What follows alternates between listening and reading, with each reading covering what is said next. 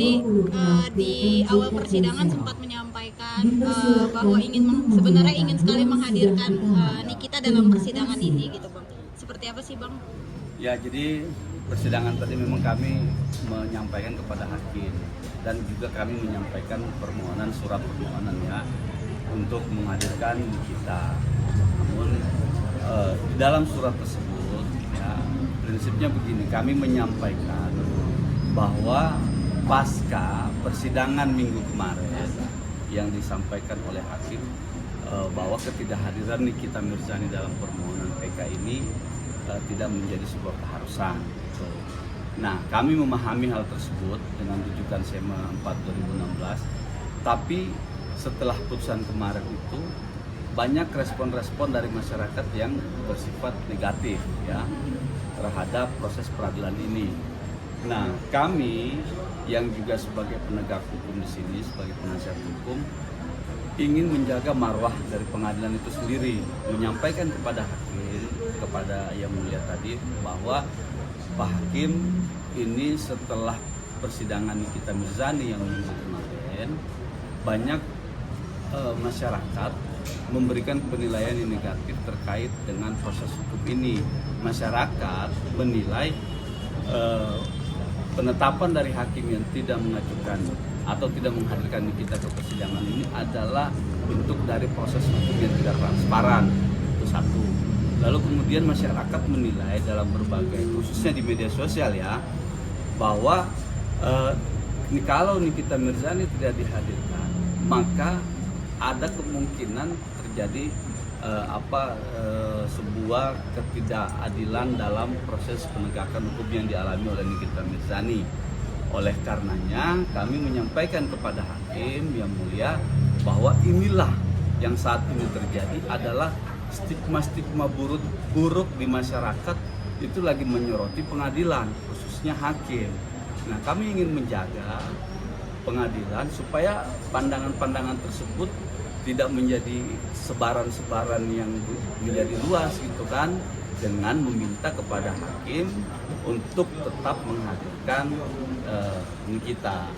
Nah, hakim menyampaikan kepada kami bahwa nanti akan kami pertimbangkan lagi ya terkait dengan itu, dan hakim menyampaikan apresiasi kepada kami yang sudah ikut juga menjaga wibawa dan marwah dari pengadilan ini sendiri gitu. Nah, oleh karenanya hakim berpendapat tadi kami akan pertimbangkan di persidangan berikutnya gitu. Tanggal berapa Bang? Di minggu depan tanggal 8 Bang. Tadi juga sempat disampaikan kepada hakim tuh Bang, ada kalimat emosional sekali dari pihak kuasa hukum tentang anak-anak Nikita Mirzani yang memang sebenarnya ini bukan ajang belas kasihan Bang, tapi perjuangan itu gimana Bang? Ya memang makanya tadi saya sedih ya,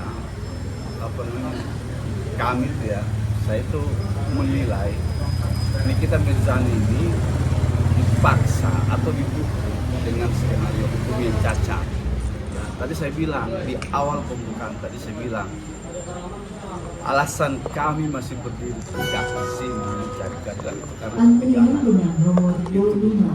Nah, anak ini harus kehilangan sosok ibu sekaligus ayah sekaligus sebagai tulang punggung. Yang mana kita ketahui Nikita Mirzani adalah seorang single mom yang tidak mempunyai yang saat ini berjuang ya sendiri mencari keadilan untuk ketiga anak itu. Itulah tadi mengapa saya sedikit terharu ya, karena memang itu yang kami lihat,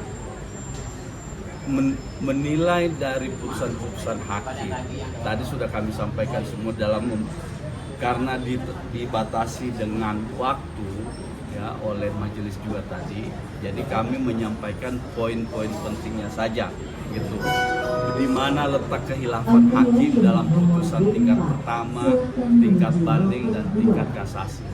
Nah, itulah yang tadi kami sampaikan, yang sudah kami paparkan, dan hakim sendiri mengatakan bahwa kami sudah sangat jelas mengetahui materi substansi dari permohonan PK ini gitu. Bang, sebenarnya pertimbangan untuk menghadirkan Nikita sendiri karena Nikita yang merasakan ya Bang? Iya, kalau kita berbicara secara filosofis yuridis ya, Maka coba kita kembali ke putusan Mahkamah Konstitusi nomor 34 itu tahun 2013. Wajib hukumnya pemohon PK itu harus hadir dengan pertimbangan. Mahkamah Konstitusi berpendapat bahwa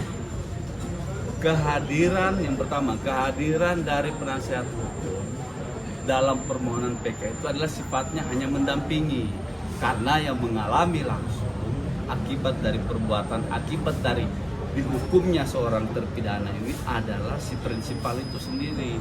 Makanya sama Mahkamah Konstitusi dalam putusannya mempertimbangkan bahwa dengan melihat hal tersebut, maka wajib hukumnya harus menghadirkan pemohon PK dalam persidangan. Nah, kalau bicara soal apakah wajib atau tidak, ini putusan dari putusan Mahkamah Konstitusi itu kita sudah mengetahui bahwa sifat dari putusan Mahkamah Konstitusi itu adalah sifatnya erga omnes, menentukan secara umum, gitu, tidak mengikat satu persatu.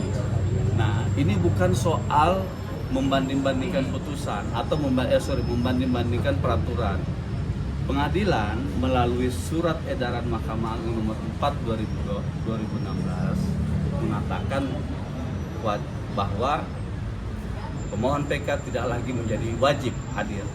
Tapi ada peraturan lebih tertinggi, Mahkamah Konstitusi dalam putusan itu. Nah, tapi sudahlah, karena ini sudah berlalu ya, mudah-mudahan permohonan kami yang tadi yang terbaru itu bisa dipertimbangkan lagi dengan alasan bahwa ini banyak pandangan buruk terhadap masyarakat mengenai proses peradilan di kita yang tidak transparan karena tidak dihadirkan ke persidangan. Itu menurut pandangan masyarakat yang saat ini lagi melihat, memantau jalannya proses persidangan PK di kita misalnya. Kalau alasan sidang ditunda hari ini sampai